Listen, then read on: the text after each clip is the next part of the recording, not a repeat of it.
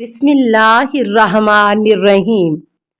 السلام علیکہ یا صاحب العصر والزمان۔ نامہ درس حصہ دوم، کچھ عملی باتیں۔ ایسے اعمال جو جمع کے وقت مکروہ ہیں۔ ائمہ معصومین نے جمع کے وقت بعض افعال سے منع فرمایا ہے کیونکہ اس کے اولاد پر بہت مضر اثرات مرتب ہوتے ہیں، جیسا کہ بچوں میں بغض اہل بیت پیدا ہوتا ہے۔ اس لیے ضروری ہے کہ اس بارے میں جو ہدایات دی جائیں ان پر توجہ دی جائے، یعنی جمع کے وقت بعض باتوں سے منع کیا جاتا ہے۔ نمبر 1، عورت کی شرمگاہ پر نظر ڈالنے سے بچہ اندھا ہونے کا امکان ہوتا ہے۔ نمبر 2، خدا کے علاوہ کسی اور کا ذکر بچے کے گونگے ہونے کا سبب ہوتا ہے۔ نمبر 3، ایسے وقت میں ایسی انگوٹھی کا پاس ہونا جس پر خدا کا ذکر یا قرآنی چیز لکھی ہوئی ہو۔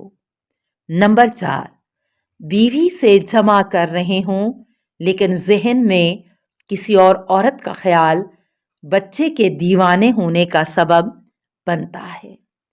نمبر 5، قذات کی حالت میں جمع کرنے کے اثر سے بچے کے خنثی ہونے کا امکان ہوتا ہے۔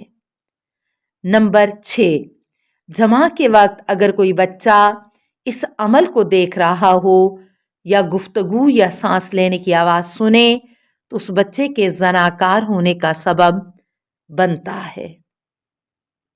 نمبر 7، قبلہ کے رخ یا پشت کر کے جمع کرنے سے خدا اور فرشتوں کی لعنت اس پر ہوتی ہے۔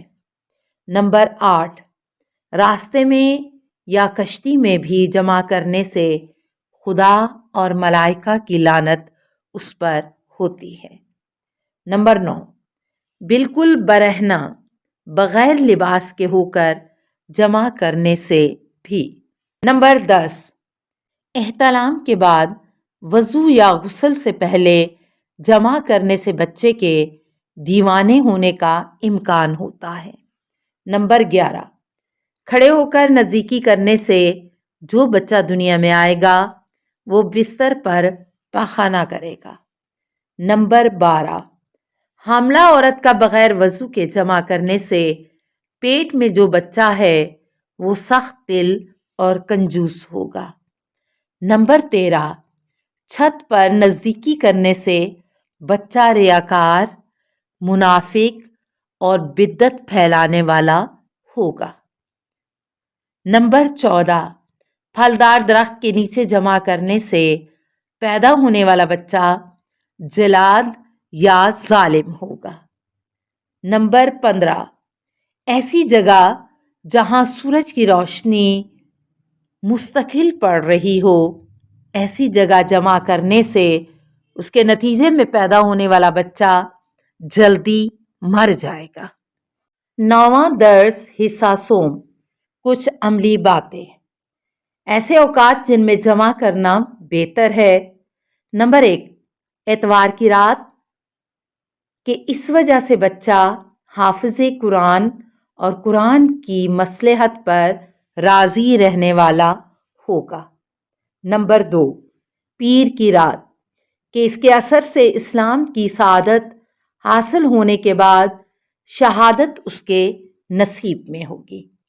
خدا اسے مشرکین کے ساتھ عذاب نہیں دے گا، اس کے منہ سے خوشبو آئے گی، وہ رحم دل اور بہادر ہوگا، اس کی زبان جھوٹ، غیبت اور تہمت سے پاک ہوگی۔ نمبر 3، بدھ کی رات اور اس کے نتیجے میں جو بچہ پیدا ہوگا وہ حکمت والا حاکم یا علماء میں سے ہوگا۔ نمبر 4، جمعرات کے دن زوال کے وقت کہ اس کے نتیجے میں شیطان اس کے قریب نہیں ہوگا اس وقت تک کہ وہ بوڑھا ہو جائے اور دین و دنیا کی سلامتی اس کے نصیب میں ہوگی۔ نمبر 5، جمعہ کے دن عصر کے بعد کہ اس کی وجہ سے بچہ عاقل اور دانا لوگوں میں سے ہوگا۔ नंबर 6, शबे अव्वल माह रमज़ान, ऐसे औकात जिनमें जमा मकरूह है। नंबर 1, फजर और खुर्शीद के तलू होने के दरमियान। नंबर 2, गरूब खुर्शीद के बाद उसकी सुर्खी जाने तक के दरमियान। नंबर 3, सूरज ग्रहण की रात। नंबर 4, सूरज ग्रहण के दिन। नंबर 5, ऐसे दिन या रात के वक्त कि जिस वक्त काली, सुर्ख या जर्द हवा चल रही हो। नंबर 6, जलजला के वक्त। मुदरजा बाला ये 6 मौके ऐसे हैं कि जिनमें जमा करने के असर से दुनिया में आने वाले बच्चे में वालिदैन खवास वो चाहते हैं कभी नहीं देख सकेंगे। नंबर 7, माह रमज़ान के अलावा दूसरे महीनों के शुरू, महीने के आखिर और महीने के बीच में जमा करने से इंसान कभी अपनी औलाद में वो खवास जो कि वो चाहते हैं कभी नहीं देख पाएंगे। नंबर 8, ज़ोहर के बाद कि इसके असर से बच्चा बहंगा होगा। नंबर 9, आज़ान और अकामत के दरमियान कि इसके असर से बच्चा खून रेजी करवाएगा। नंबर 10, जब सूरज तलू हो रहा हो और जर्द हो। नंबर 11, रमज़ान की आखिरी रात यानी चांद रात, इसके असर से बच्चा बहुत ज़्यादा शर फैलाने वाला होगा। नंबर 12, 9 ज़िलहज्जा यानी शबे ईद कुर्बान के उसके असर से बच्चे की 6 या 4 उंगलियां होंगी। नंबर 13, 16 शौबान की रात कि इसके असर से बच्चे के चेहरे पर स्याह निशान होंगे या मनहूस होगा। नंबर 14, रात के शुरू के घंटों में कि उसके असर से बच्चा जादूगर होगा और दुनिया को आखिरत पर तरजीह देगा।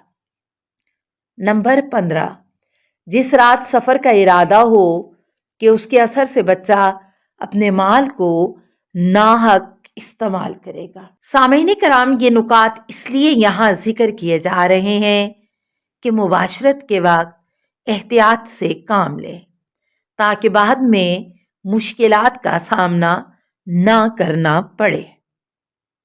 सलामु अलैके या सय्यदता निसाइल आलमीन, अस्सलामु अलैके या बिनते रसूले रब्बिल आलमीन, अस्सलामु अलैके या ज़ौजता अलीन अमीरिल मोमिनीन, अस्सलामु अलैके या उम्मल आइम्मतिल मासूमीन, या फातिमत ज़हराए, अस्सलामु अलैके व रहमतुल्लाहि व बरकातुहू।